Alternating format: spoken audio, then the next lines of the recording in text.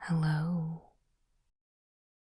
and welcome to another video.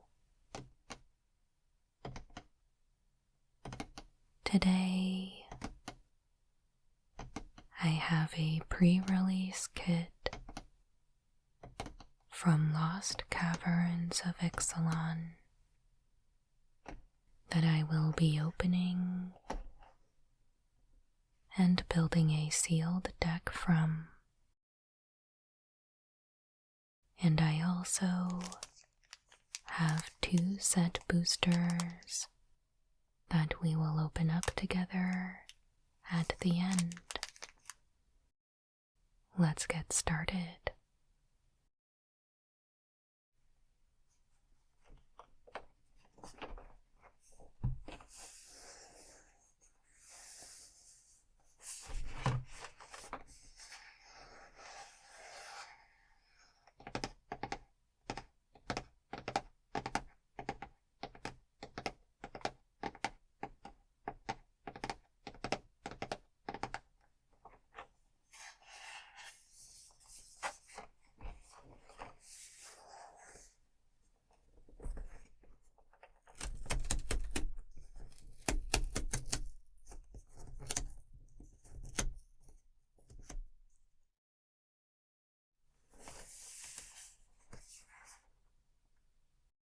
You've only scratched the surface.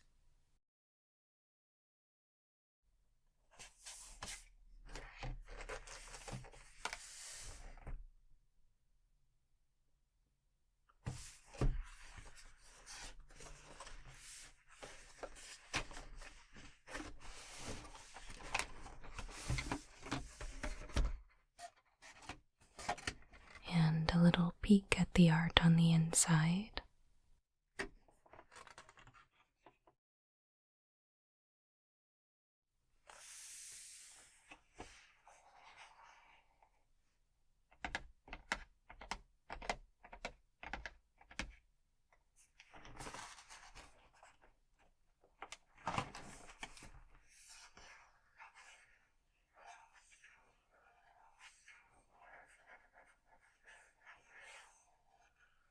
Very cool art style on the box here.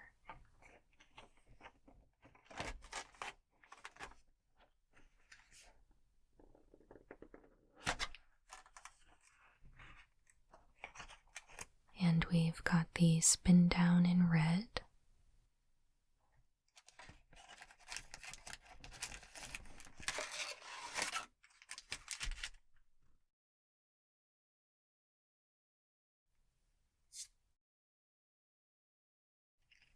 The card divider, and our promo. We've got Queen's Bay Paladin.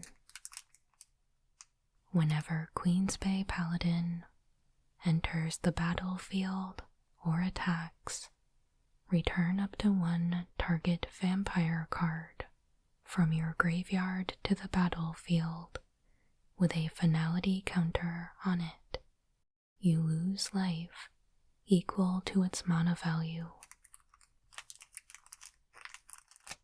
That definitely seems useful if we end up in a vampire deck. So I will set that aside for now. I'm gonna go ahead and open up all the packs at once, and then I will sort through all the cards by color. We will take a look at the rares, and then begin building our deck.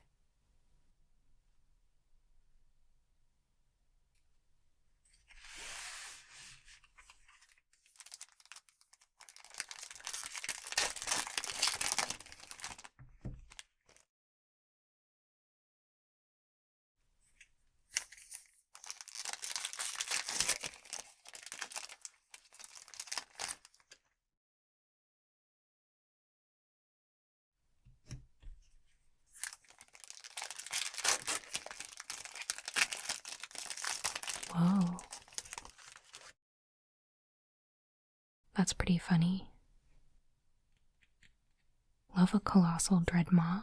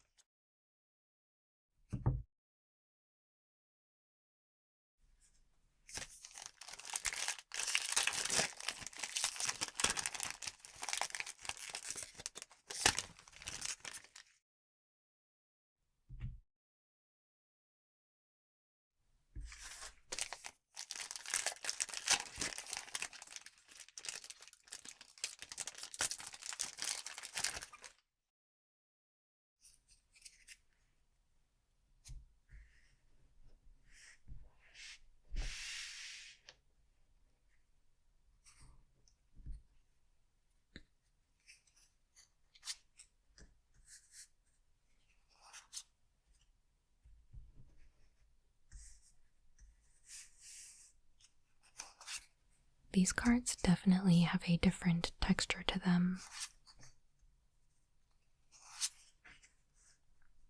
It's like a little bit more matte than normal. Feels kind of strange.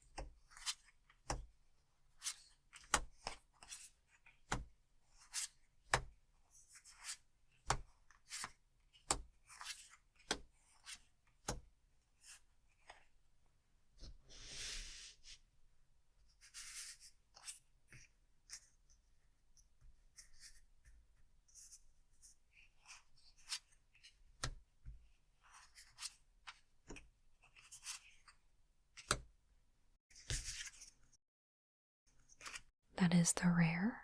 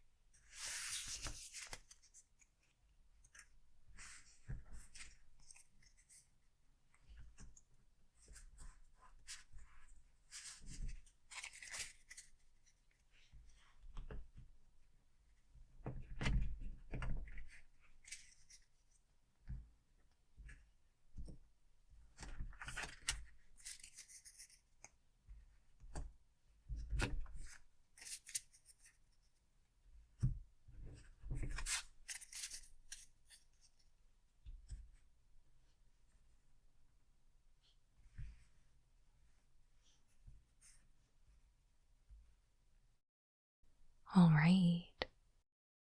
Obviously, I am super new to this set, so I'll take a moment and read through each of the rares, and we'll see what we've got to work with.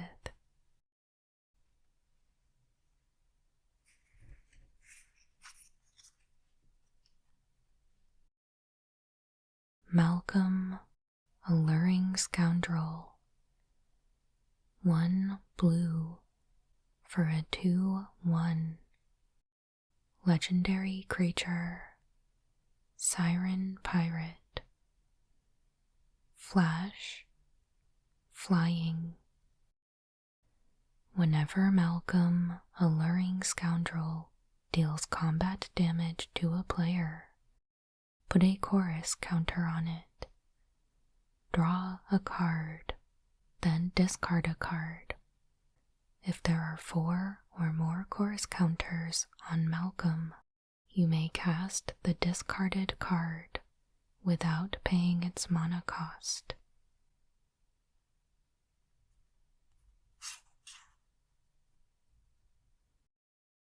O'Hare Ashoniel. Deepest Might. 2 red for a 4/4. Trample.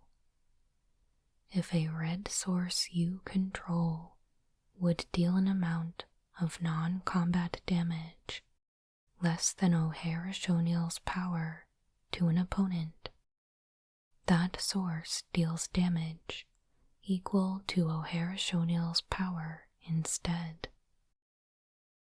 When O'Hare Ashoniel dies, return it to the battlefield tapped and transformed under its owner's control. And it becomes Temple of Power. Land. Tap, add red. 2 red tap. Transform Temple of Power. Activate only if red sources you controlled dealt 4 or more non-combat damage this turn, and only as a sorcery. Gmail gave the Olpec passion. O'Hare Ashoniel challenged them to harness it.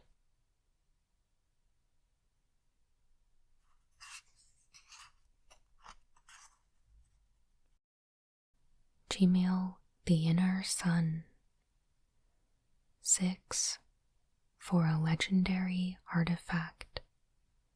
Spells you control can't be countered.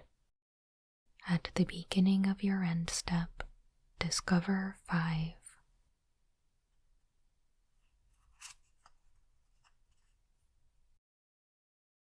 Restless Reef. Land. Restless Reef enters the battlefield tapped. Tap, add blue or black. 2 blue, black. Until end of turn, Restless Reef becomes a 4/4, blue and black, shark creature with death touch. It's still a land. Whenever Restless Reef attacks, target player mills 4 cards.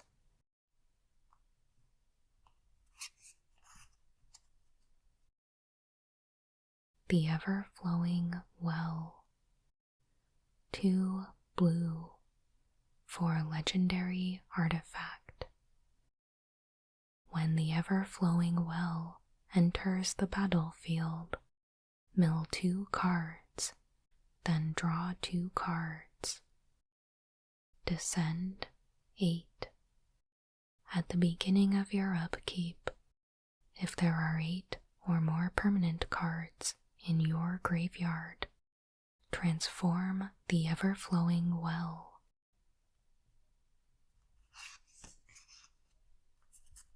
And it becomes the Myriad Pools. Legendary artifact land. Tap, add blue. Whenever you cast a permanent spell using mana produced by the Myriad pools, up to one other target permanent you control becomes a copy of that spell until end of turn.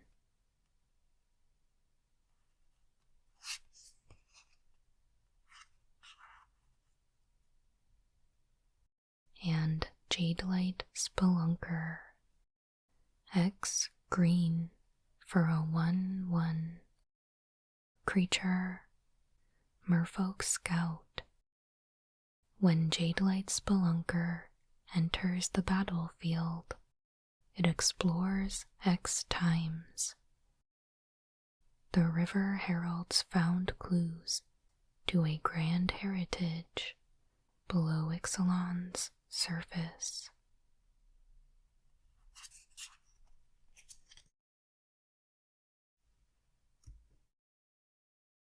Alright, so based on the rares, I would be interested in seeing what we have in blue. But first, I'm going to take a look through the multicolored cards.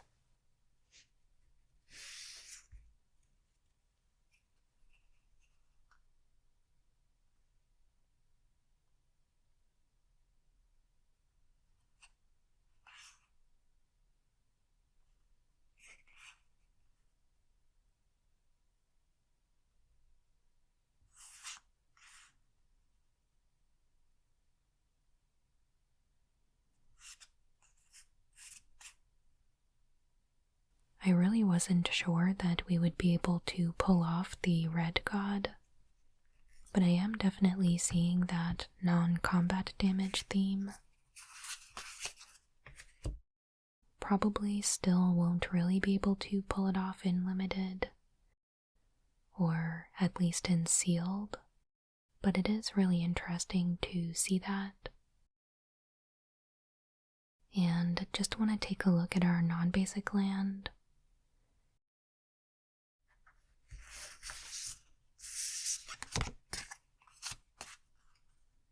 So we have a lot of hidden cataracts.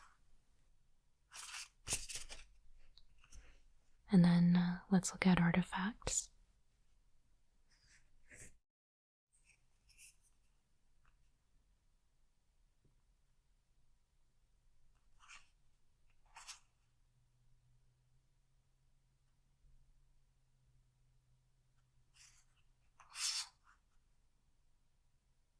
Whoa.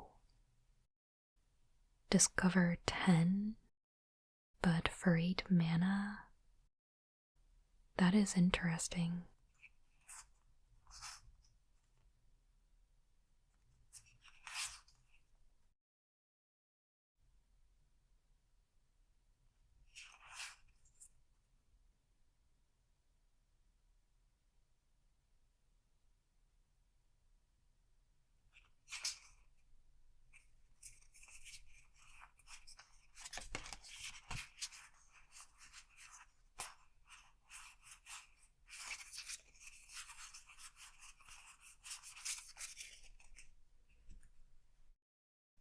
Okay, and then I'll just go through each color in order.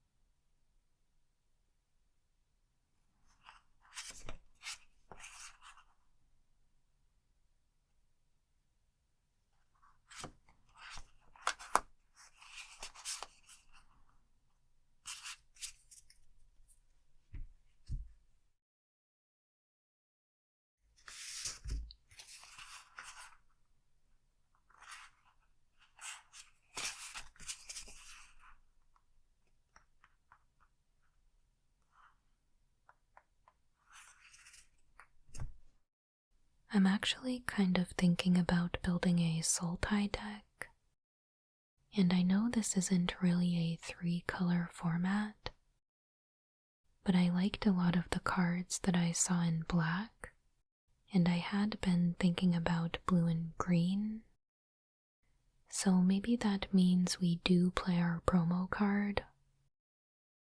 I don't really know if the vampire part is going to be useful, but it is at least a large creature.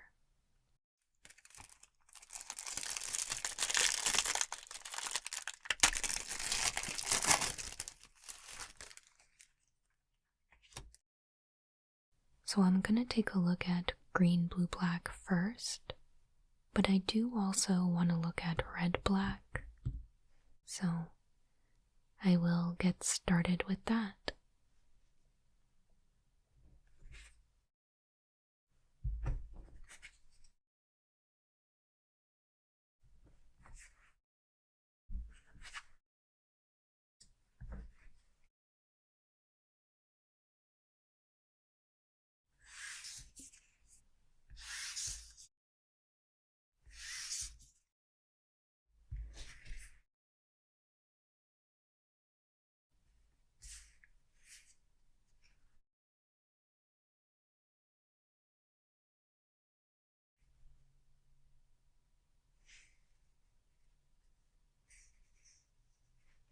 I'm curious to see how this card plays out.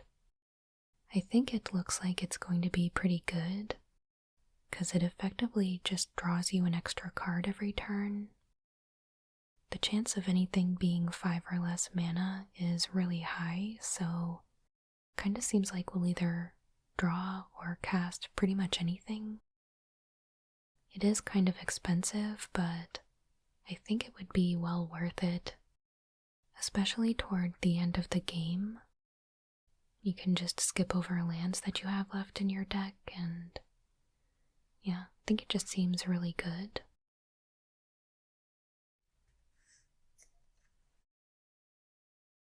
This one I'm a little more unsure about.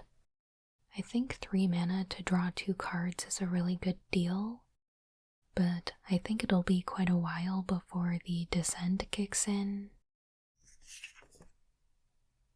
Though I think the backside looks really good. Seems a little bit at odds with Gmail, because you might not want to be casting the permanents for free, but you would just put them in your hand and then use the mana from this to cast them so that you can copy. But yeah, I think I'll put it in because the card draw is going to be worth it anyway.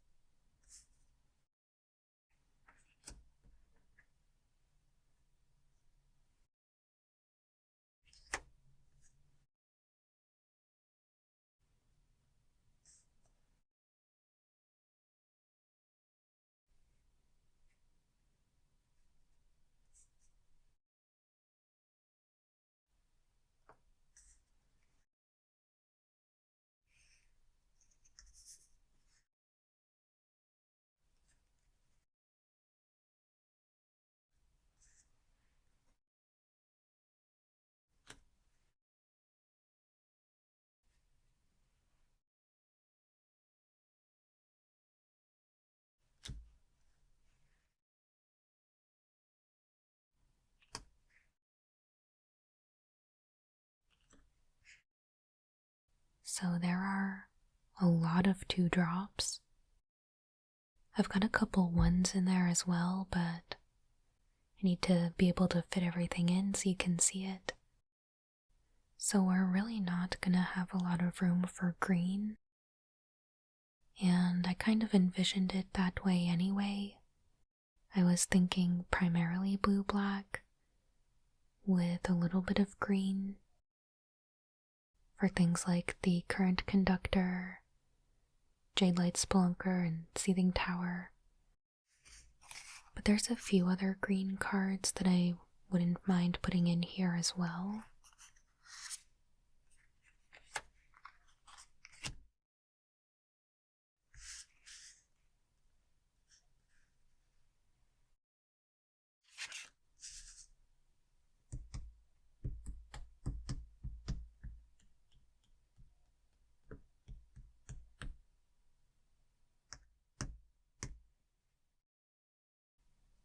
Wait, really?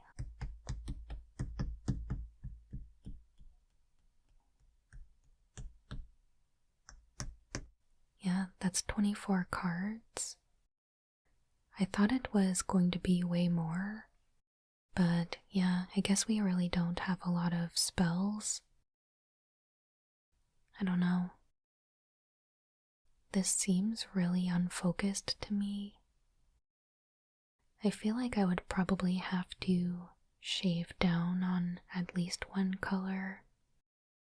But before I attempt to do that, I want to take a look at the red-black deck and see if that has legs before I spend more time working with this.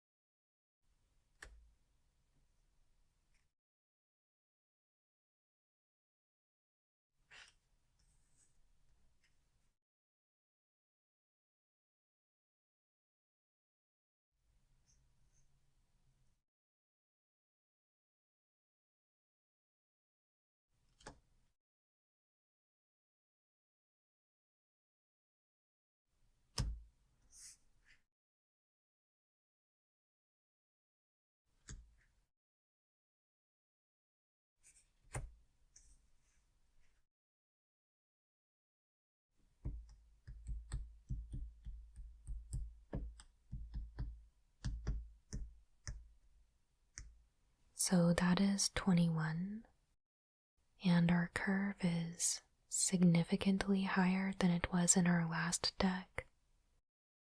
And it's kind of an odd curve. I would probably play 17 land with this just to make sure we can get up to our top end. But I think I want to cut down the number of 4-drops that we have. I didn't really look at straight up artifacts yet, but I think if there's any way to shift some of this downward, then I would probably be pretty happy with this deck. It is going to be much slower than ones that are very low to the ground like the first one that we built, but I think I'm pretty confident in our top end. Yeah, I'm gonna do one more pass, and see if there's anything that we can do with this.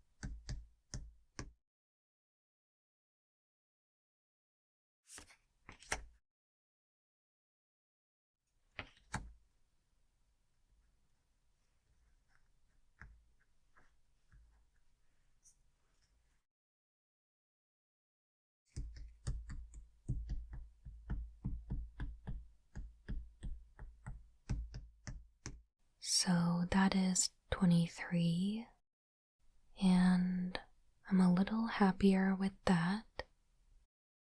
We only have 14 creatures, but we do have a couple of the flip cards that become creatures if we craft them.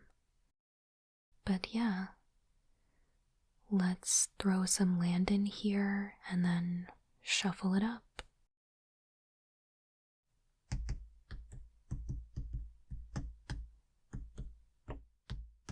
We have 17 red,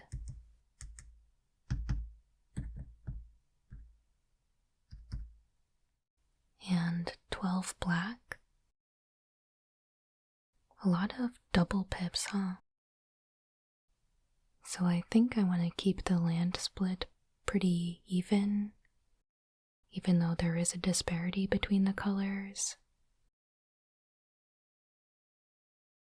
Alright. So I've added in 8 swamps and 9 mountains. I've given the deck a shuffle, and let's draw some opening hands.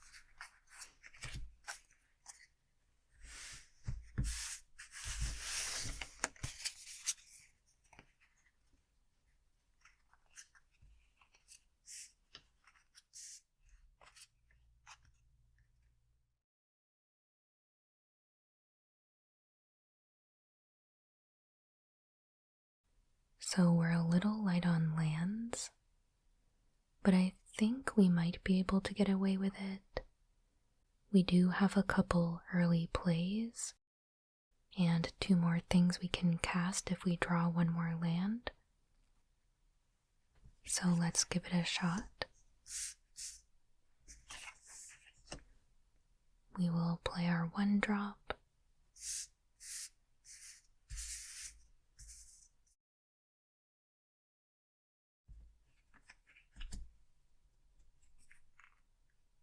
Interesting. So we can play our 2/2, or we can cast and equip the Sunfire Torch. I think I'll hold on to the torch until either next turn if we don't draw a land, or until I'm ready to use that ability. So I'll just cast Echo of Dust.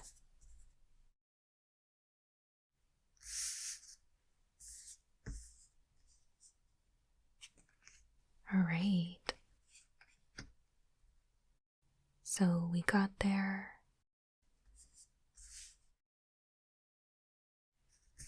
And we can cast the Hotfoot Gnome, give our Goblin Tomb Raider a little bonus.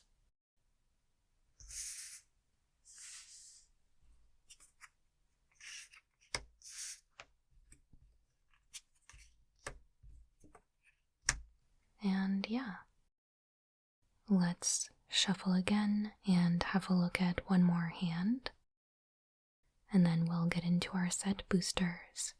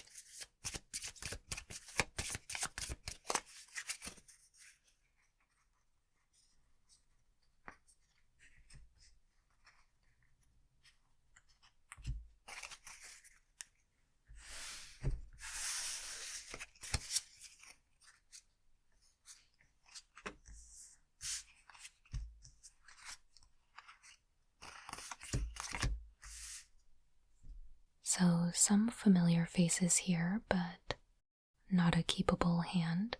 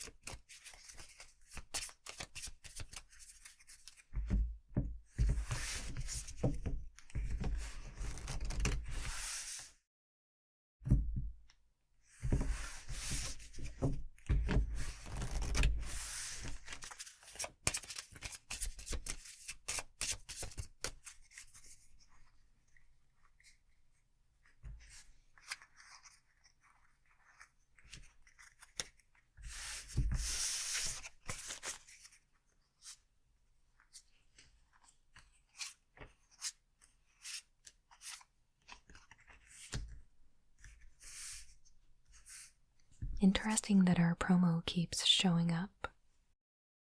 It does definitely have that foily, pringly thing going on.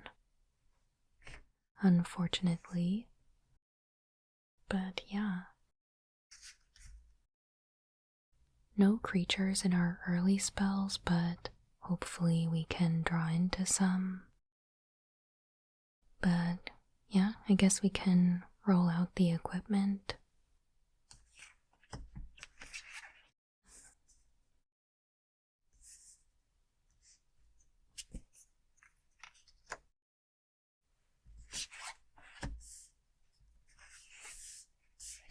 We can take something from our opponent's hand, but definitely need to be drawing into a creature soon.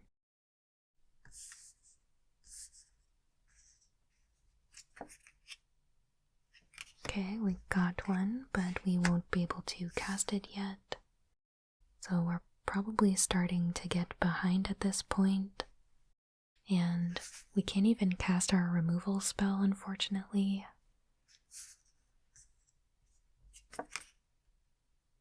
So we've got a 2/2.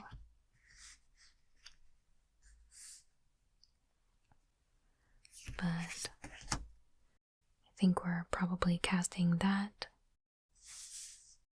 Probably one of the better creatures to cast when we're in a position like this, and help us kind of establish a board state when we're behind. and let's see what we get.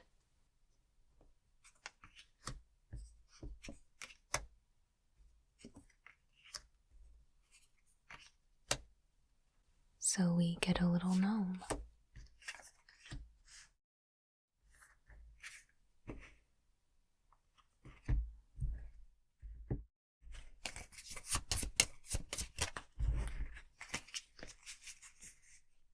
So yeah, I will wrap this up and let's take a look at our set boosters.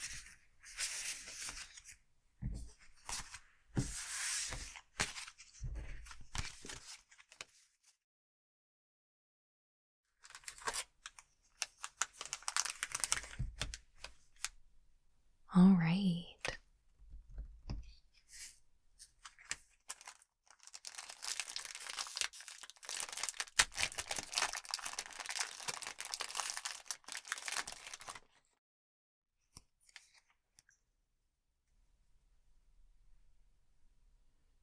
Interesting art card. Malicious Eclipse.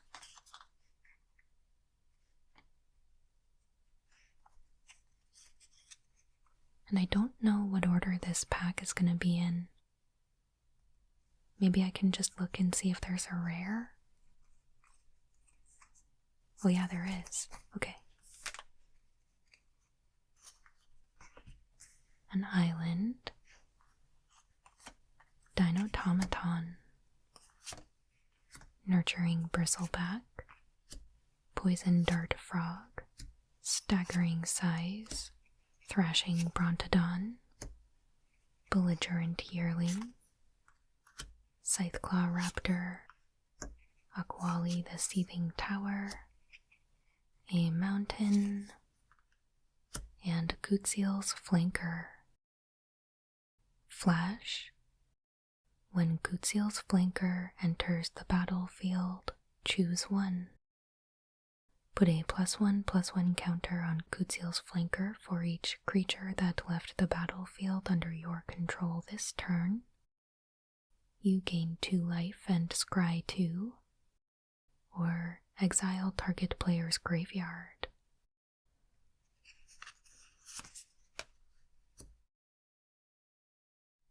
We have a foil borderless Pugnacious Hammerskull. Whenever Pugnacious Hammerskull attacks while you don't control another dinosaur, put a stun counter on it. Oh, but it's a 6/6 for 3, so the drawback makes sense.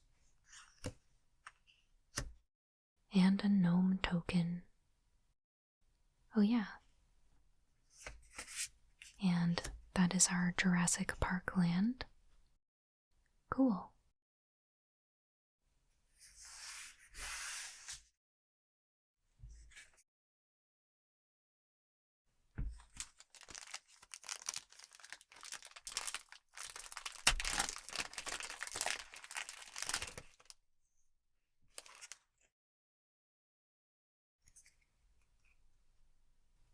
Our art card. It's Chalice of the Void. That looks awesome.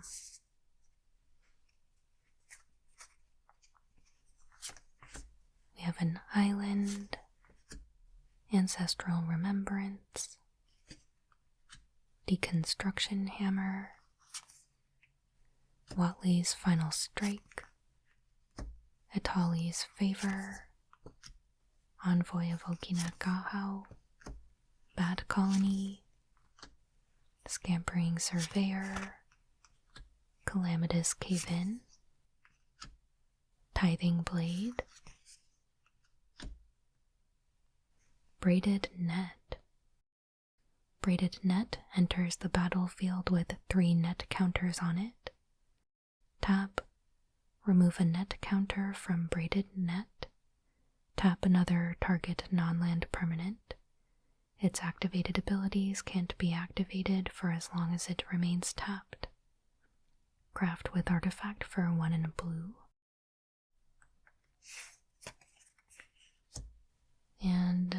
comes Braided Kipu. 3 in a blue to tap, draw a card for each artifact you control, then put Braided Kipu into its owner's library, 3rd from the top. Inverted Iceberg. And a tip card. And there we have it. Thank you so much for joining me today while I built a sealed deck from this Lost Caverns of Ixalan pre-release kit. I hope you enjoyed it. I know I had a lot of fun getting to do it and looking at all of these awesome cards. And I want to hear how your pre-release went if you went out and played. What kind of a deck did you play and how your matches went? I would love to talk with you down in the comments. Of course, please make sure you like and subscribe if you haven't already. I put out new Magic the Gathering ASMR videos every Monday and Friday. But that will do it for today. As always, thank you so much for watching. I hope you have a wonderful day.